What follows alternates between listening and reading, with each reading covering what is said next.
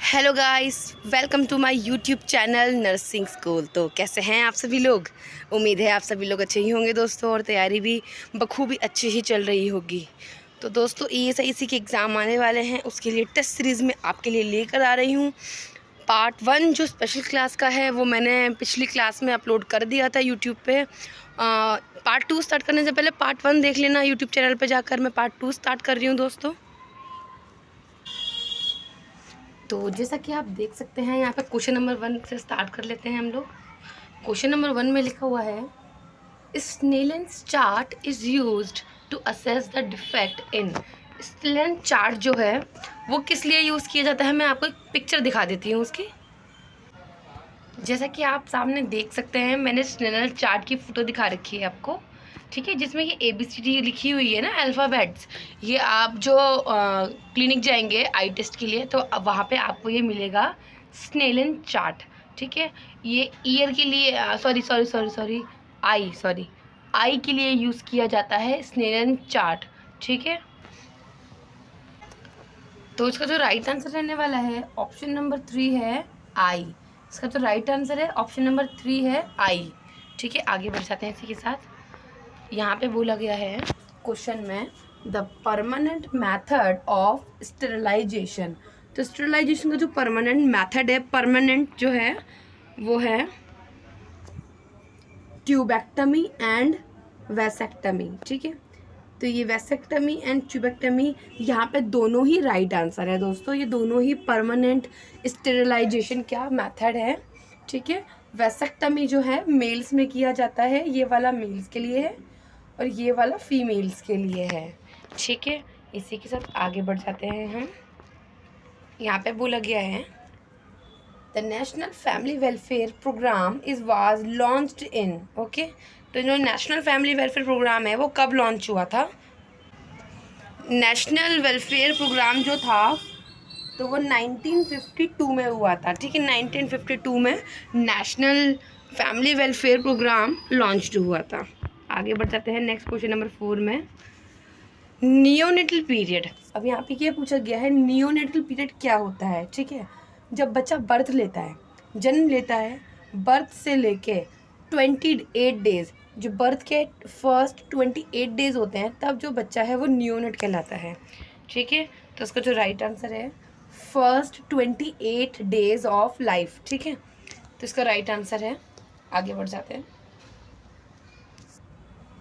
The average energy value of human milk. Human milk में जो average energy values हैं वो आपको बताना है। इसका जो राइट आंसर है दोस्तों ऑप्शन नंबर बी। याद रखना, जो ह्यूमन मिल्क है उसमें जो एनर्जी होती है 70 किलो कैलोरीज पर 100 ml, ठीक है। ये याद रखना, बहुत इंपॉर्टेंट क्वेश्चन है और फ्रिक्वेंट टास्किंग है, ठीक है, काफ़ी ज़्यादा फ्रिक्वेंट है।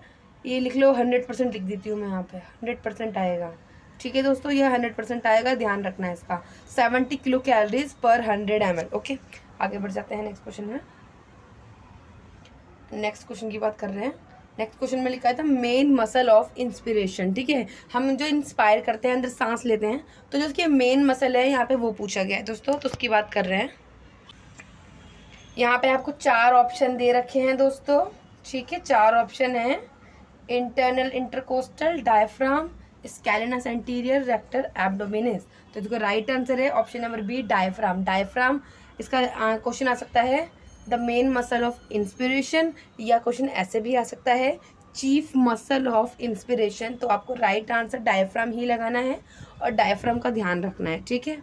ओके, आगे बढ़ जाते हैं इसी के साथ क्वेश्चन नंबर 8 पे। यहाँ पे बोला गया है ECG is used to assess the function of. ECG किस लिए यूज किया जाता है? ECG की फुल फॉर्म है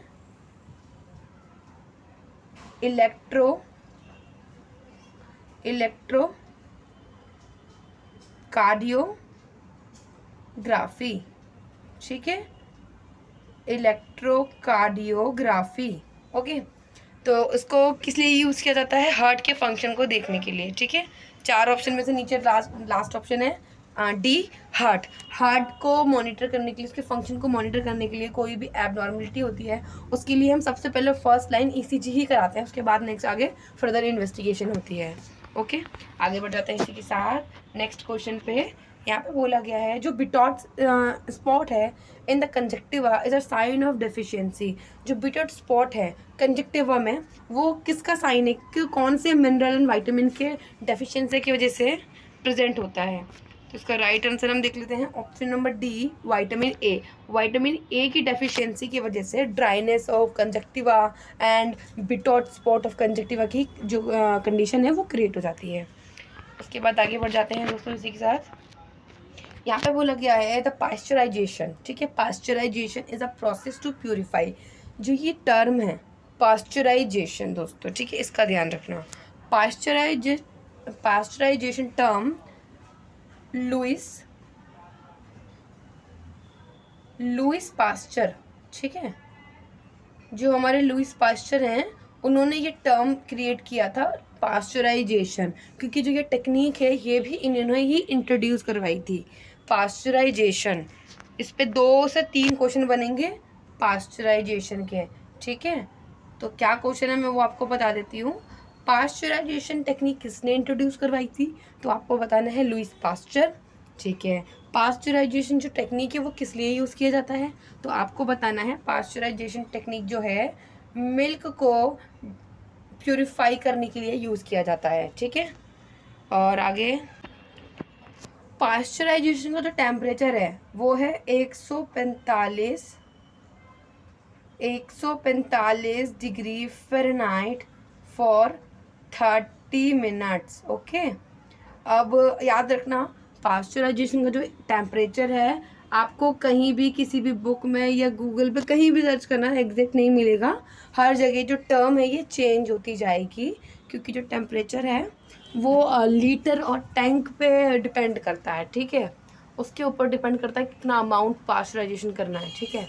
तो जो एवरेज जो एग्ज़ाम के पर्पस व्यू से है आप ये याद रखना 145 degree Fahrenheit for 30 minutes, okay.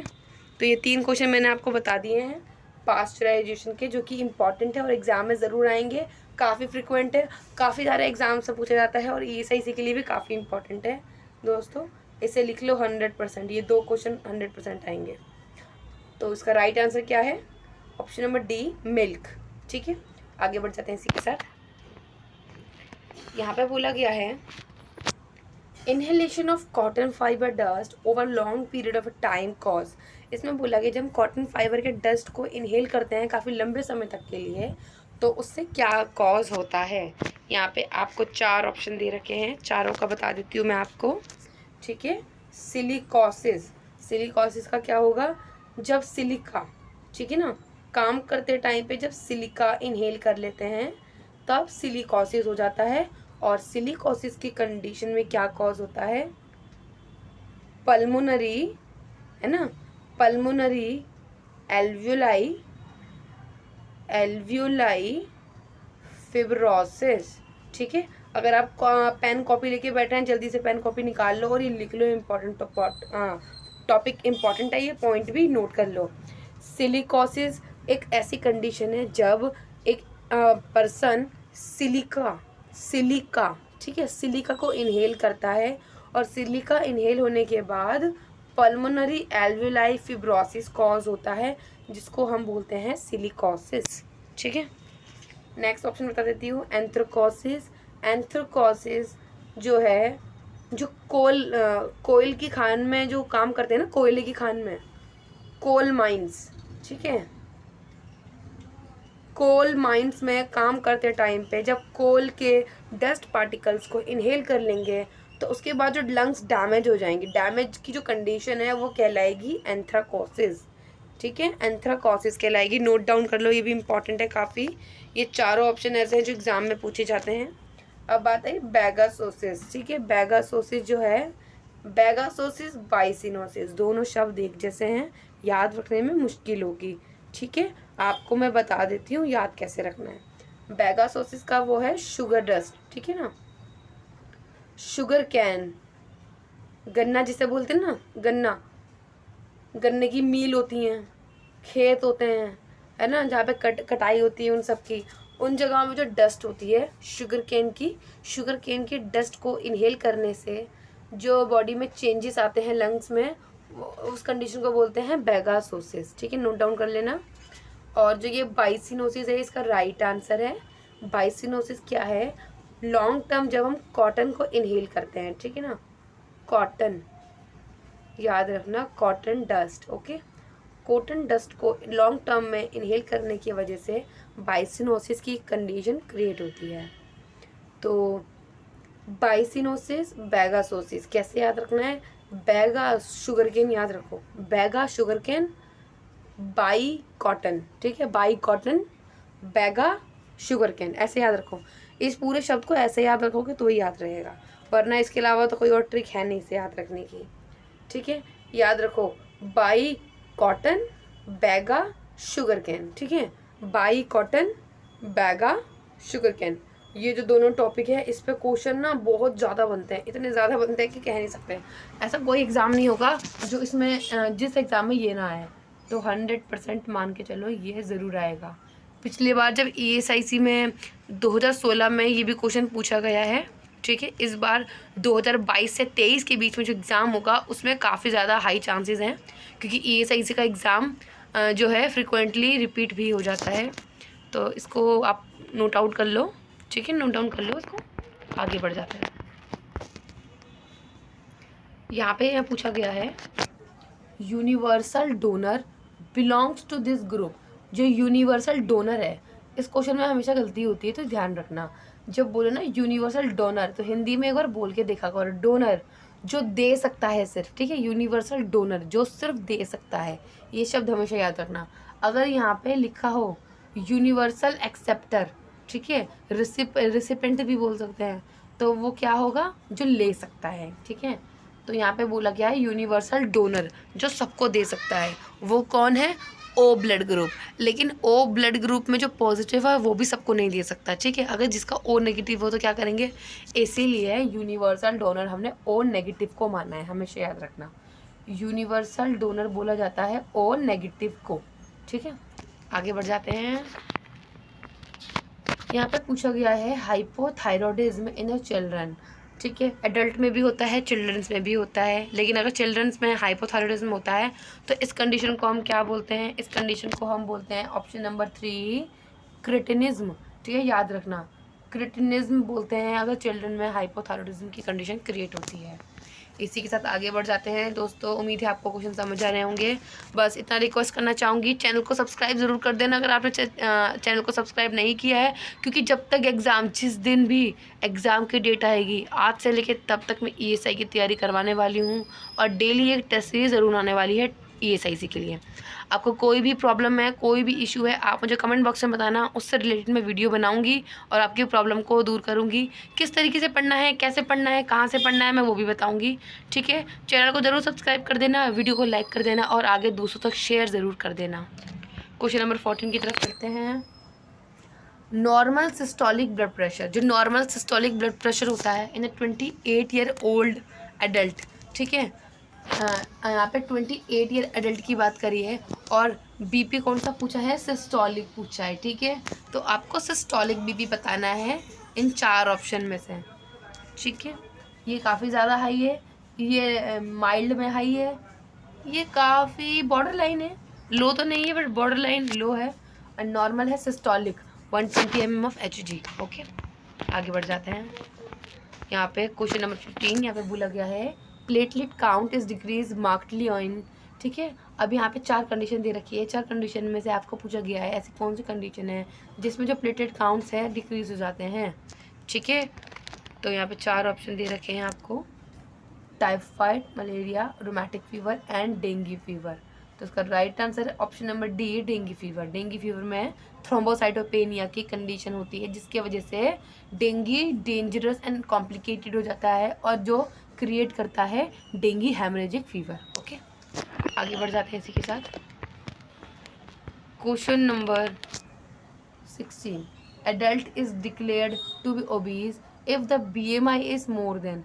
यहाँ पे बोला गया है एक अडल्ट को ओबीज कब डिक्लेयर किया जाएगा, तो BMI के अकॉर्डिंग बताना होता है, ठीक है। ओबीज कब बोला जाएगा? 20 नॉर्मल है, 25 बॉर्डर लाइन है, प्री ओबीज, ठीक है ना, क्या बोलते हैं? प्री ओबीज की कंडीशन में आते हैं, 25 से ऊपर वाले 25, 26, 27 ये वाले, ठीक है। 35 में ओबेसिटी हो जाती है, ठीक है। लेकिन जब 30 क्रॉस कर देता है कोई एडल्ट, ठीक है, तो राइट आंसर है 30 onwards declared to be obese, ठीक है। 30 ऑनवर्ड्स ही ओबीज डिक्लेयर हो जाता है। आगे बढ़ जाते हैं। Question number 17, common cause of blindness in India. हमारे इंडिया में ब्लाइंडनेस का सबसे मोस्ट कॉमन सुपीरियर कॉज क्या है? सुपीरियर पूछा है यहाँ पे, कॉमन, ठीक है। 4 ऑप्शन दे रखे हैं, 1 2 3 4। ये चारों ऑप्शन जो है ये हमारे इंडिया में ब्लाइंडनेस का कॉज है। लेकिन क्वेश्चन में आपसे ये नहीं पूछा कि कॉज क्या है ब्लाइंडनेस का, क्वेश्चन में आपसे पूछा है कॉमन कॉज, ठीक है, कॉमनेस्ट, जो सबसे कॉमनेस्ट है। तो उसका राइट आंसर रहने वाला है cataract. Right answer cataract. Cataract एक मोस्ट कॉमन वो है, जिस मोस्ट कॉमन ब्लाइंडनेस का कॉज है, ठीक है। And second is refractive error, okay. First ये है, सेकंड है रिफ्रैक्टिव एरर, थर्ड है vitamin A deficiency and fourth है ग्लूकोमा। ओके दोस्तों, आगे बढ़ जाते हैं इसी के साथ। Question number 18, increase in the number of new sales is called. जब increase in number of new sales होते हैं तो उसे हम क्या बोलते हैं? यहाँ पे आपको 4 ऑप्शन दे रखे हैं दोस्तों। तो दोस्तों यहाँ पे 4 ऑप्शन दे रखे हैं आपको, हाइपरट्रॉफी, एट्रोफी, हाइपरप्लाजिया, मेटाप्लाजिया। तो जो उसका राइट आंसर है option number C, hyperplasia. Hyperplasia का मतलब है when the number of new cells increases it's called hyperplasia, okay. आगे बढ़ जाते हैं इसी के साथ अगले क्वेश्चन पे, ठीक है।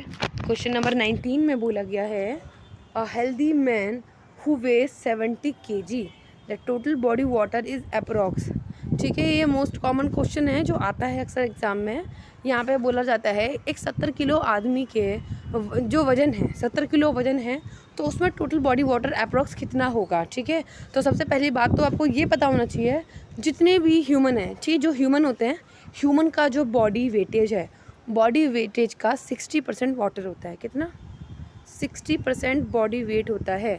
तो अगर 60% बॉडी वेटेज होता है तो 70 किलो के एक पर्सन में, हेल्दी पर्सन में टोटल बॉडी वाटर कितना होगा, ठीक है। इसका कैलकुलेशन कैसे करना है, बहुत सिंपल है, आपको समझने की देरी है बस। एक बार आप समझ गए तो जितनी बार 70 की जगह 40 भी आएगा तो भी आप कर देंगे ये क्वेश्चन, ठीक है। तो यहाँ पे बोला गया है 70 किलो है, 70 लिख लिया, ठीक है। अब यहाँ पे क्या है, मैंने कितना बताया था, 60% है ना, इनटू में 60, परसेंटेज का नीचे आ गया 100, ठीक है। तो जो ये आप देख रहे हैं ना 60 एंड 100 ये तो फिक्स रहेगा, ठीक है। 70 की जगह कोई भी वैल्यू आ सकती है। अगर पूछा गया है 40 kg का पेशेंट है तो 70 की जगह आप 40 लगा देना। अगर बोला है 50 किलो की कोई फीमेल है तो आप 50 लगा देना। लेकिन ये 60 और 100 ये ऐसे ही रहेगा, ठीक है। तो कैलकुलेट करना है 70, 60, 100, आप कैलकुलेट करेंगे आंसर आएगा 42। कॉपी पेन निकाल के बैठो और कैलकुलेट करो, ठीक है। तो इसका जो राइट आंसर है दोस्तों, इसका जो राइट आंसर है ऑप्शन नंबर सी है 42 लीटर्स, ठीक है। 42 लीटर्स आएगा। आगे बढ़ जाते हैं। उम्मीद है आपको ये क्वेश्चन पसंद आया होगा और बखूबी समझ भी आया होगा, ठीक है। बात मेरी कॉन्सेप्ट समझ आया होगा कि क्या कॉन्सेप्ट समझाना चाहा मैंने इस क्वेश्चन में। आगे बढ़ जाते हैं। यहाँ पे बोला गया है the normal pH of arterial blood. यहाँ पर ये पढ़ना है, आर्टेरियल ब्लड के बारे में बोला है यहाँ पे, ठीक है। ऑक्सीजनेटेड ब्लड का जो pH होता है नॉर्मल क्या होता है, तो आपको मैं बता दूँ 7.35 से लेके 7.45, ये हमेशा याद रखना, ठीक है। ये रेंज रहती है। अगर याद नहीं रहता तो याद रखना 35-45, ठीक है। 7 तो आपको पता ही है ना, आगे का 7 है तो पीछे का 35 और 45 याद रखो, क्योंकि ये क्वेश्चन तो एसिडोसिस और एल्कलोसिस वाली कंडीशन में काफ़ी हेल्पफुल रहने वाला है आपको, ठीक है। आप एसिडोसिस वाले क्वेश्चन करेंगे, एल्कलोसिस वाले करेंगे, उसमें आपको पीएच का बहुत बड़ा रोल है।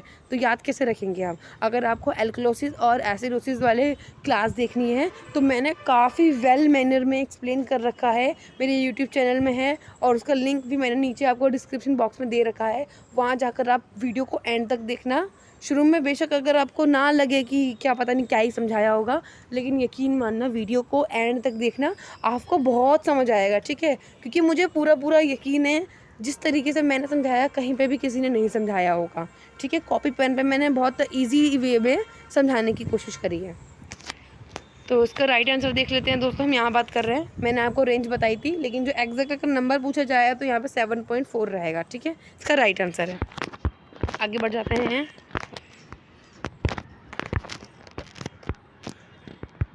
क्वेश्चन नंबर 21, यहाँ पे बोला गया है आइसोटोनिक फ्लूइड्स, ठीक है। आइसोटोनिक फ्लूइड्स की बात कर रहे हैं यहाँ पे। तो मैंने जो ये आइसोटोनिक फ्लूइड है, मैंने इसकी भी वीडियो बना रखी है दोस्तों, नीचे डिस्क्रिप्शन बॉक्स में देख लेना, मैंने समझा रखा है फ्लूइड्स का, ठीक है। तो यहाँ पे है 0.1% NaCl, 1% NaCl, ठीक है, और 0.45, 0.9। तो उसका राइट आंसर है ऑप्शन नंबर डी, 0.9% NaCl। ये आइसोटोनिक फ्लूइड है दोस्तों। आगे बढ़ जाते हैं इसी के साथ। ड्यूरिंग पेरिनियल ऑपरेशन, ठीक है, ड्यूरिंग पेरिनियल ऑपरेशन पेशेंट को कौन सी पोजीशन देंगी? पेरिनियल मतलब पेल्विक, ठीक है। पेल्विक के जितनी भी गायनी की जो ऑपरेशंस होते हैं उसमें हम पेशेंट को कौन सी पोजीशन देंगे, यहाँ पे ये पूछा गया है। तो आप यहाँ पे देख सकते हैं 4 ऑप्शन आपके सामने हैं। इसका राइट आंसर रहने वाला है लिथोटमी पोजीशन, ठीक है। तो पेरिनियल ऑपरेशन के लिए हमें लिथोटमी पोजीशन देनी होगी दोस्तों। आगे बढ़ जाते हैं। चलो पहले पूरा समझा देती हूँ। ट्रेंडलनबर्ग पोजीशन कब देते हैं? ट्रेंडलनबर्ग पोजीशन काफ़ी केसेस में दी जाती है, जैसे कि हाइपोवोलेमिक शॉक, ठीक है, याद रखना। हाइपोवोलेमिक शॉक में ट्रेंडलबर्ग देते हैं। लेबर के टाइम में अगर कॉर्ड प्रोलैप्स हो जाती है तो कॉर्ड प्रोलैप्स में भी हाँ ट्रेंडलबर्ग पोजीशन देते हैं, ओके। और लिथोटमी पोजीशन लेबर के टाइम में देते हैं, पेरिनियल ऑपरेशन में देते हैं, ठीक है। रिकम्बेंट पोजीशन पर वेजिनल एग्जामिनेशन करते हैं लेबर के टाइम पे, तब देते हैं ये। रेक्टल एग्जामिनेशन करना है तब। वेजिनल एग्जामिनेशन में भी कई बार पेशेंट को दे देते हैं ये, जब पेशेंट हॉस्पिटल में एडमिट होता है तो वहाँ पर थोड़ी लिथोटमी पोजीशन दे पाएंगे। लिथोटमी पोजीशन के लिए तो वो चाहिए होती, चेयर होती है स्पेशल वाली, ठीक है। तो बेड साइड पे अगर कोई प्रोसीजर कर रहे हैं ना पेरिनियल के, तो रिकम्बेंट पोजीशन दे देते हैं। एंड नीचे है सिम्स पोजीशन। सिम्स पोजीशन कब देते हैं? जब हमें सिग्मॉइड का एग्जामिनेशन करना है, सिग्मॉइड का एग्जामिनेशन के टाइम पे हम सिम्स पोजीशन देते हैं। सिम्स पोजीशन कैसी होती है? लेफ़्ट लेटरल होती है, ठीक है, लेफ़्ट लेटरल होती है, बस जो ऊपर वाला पैर होता है थोड़ा ज़्यादा आगे होता है, ठीक है ना, जिस पोजीशन में हम सोना प्रेफर करते हैं, ठीक है। काफ़ी लोग स्लीपिंग पोजीशन होती है वो काफ़ी ज़्यादा प्रेफर करते हैं, तो उसे सिम्स पोजीशन बोलते हैं, ठीक है। तो राइट आंसर तो मैंने आपको बता ही दिया है। राइट आंसर क्या है? Trendelenburg position. ओ सॉरी लिथोटमी पोजीशन, सॉरी दोस्तों बाय मिस्टेक, ठीक है। तो पेरिनियल ऑपरेशन के लिए लिथोटमी पोजीशन राइट आंसर है। आगे बढ़ जाते हैं इसी के साथ। यहाँ पे बोला गया है epistaxis is a bleeding from. Epistaxis जो वर्ड है ये है ब्लीडिंग फ्रॉम द नोज़, ठीक है, नोज़ में से ब्लीड करना एपिस्टैक्सिस, ओके। आगे बढ़ जाते हैं इसी के साथ। यहाँ पे बोला गया है normal tidal volume of the lungs. Lungs की जो नॉर्मल टाइडल वॉल्यूम है वो कितनी है? तो लंग्स की एडल्ट की बात है, ये एडल्ट में, ठीक है ना, एडल्ट की 500 ml है। अगर इन्फेंट या न्यूबॉर्न्स की बोली जाए तो इन्फेंट्स और न्यूबॉर्न की 150 ml, याद रखना, ठीक है। इन्फेंट्स एंड न्यूबॉर्न्स में जो टाइडल वॉल्यूम होती है वो 150 ml होती है, ठीक है। आगे बढ़ जाते हैं इसी के साथ दोस्तों। यहाँ पे बोला गया है the hormone that stimulate release of bile into the duodenum, ठीक है। बाइल कौन बनाता है? लीवर बनाता है, और बनने के बाद स्टोर कहाँ होता है? गॉल ब्लैडर में, ठीक है, गॉल ब्लैडर में। अब गॉल ब्लैडर में जो बाइल है वो कहाँ जाएगा? ड्यूडिनम में जाएगा। जब स्टमक एम्प्टी होता है और फूड अपना ड्यूडिनम में देता है तो तब क्या होता है? बाइल का सिक्रेशन ड्यूडिनम में आता है फूड को डाइजेस्ट करने के लिए। तो कौन सा हार्मोन है जो ये काम करता है, ठीक है। तो इसका राइट आंसर है कोलेसिस्टोकाइनिन, ठीक है। कोलेसिस्टोकाइनिन जो ये पैनक्रियाटिक एंजाइम है, ठीक है ना, ये क्या है? Pancreatic enzyme, okay. ये पैनक्रियाटिक एंजाइम है जो कि ड्यूडिनम में बाइल को रिलीज़ करने में हेल्प करता है, ठीक है। तो दोस्तों इसी के साथ क्वेश्चन नंबर 25 कंप्लीट हो चुके हैं। आपने वीडियो को एंड तक देखा, थैंक यू सो मच। उम्मीद है आपको ये जो क्लास है काफ़ी पसंद आई होगी और सारे क्वेश्चन और कॉन्सेप्ट एकदम अच्छे से क्लियर हुए होंगे। तो दोस्तों तो इसी के साथ अलविदा, good bye and take care. Channel को सब्सक्राइब करना मत भूलना, वीडियो को लाइक करना मत भूलना और आगे दोस्तों के पास शेयर करना भी मत भूलना। Good bye and take care दोस्तों।